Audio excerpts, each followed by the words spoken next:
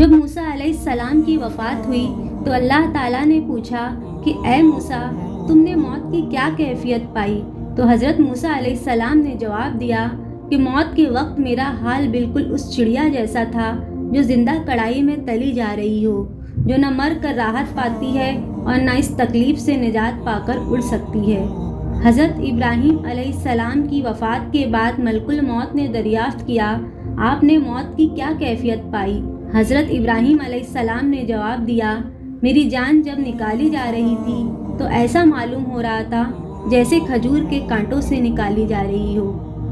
حضرت حسن رضی اللہ عنہ کا بیان ہے، حضرت موسیٰ علیہ السلام سے موت کی کیفیت پوچھی گئی تو آپ نے فرمایا، مجھے ایسا معلوم ہوا جیسے لوہے کی کانٹے دار سیخ میرے پیٹ میں داخل کی گئی، سیخ کے کانٹے میری رگوں میں الجھ گئے اور پھر نہایت زور سے وہ سیخ کھینچ لی گئی۔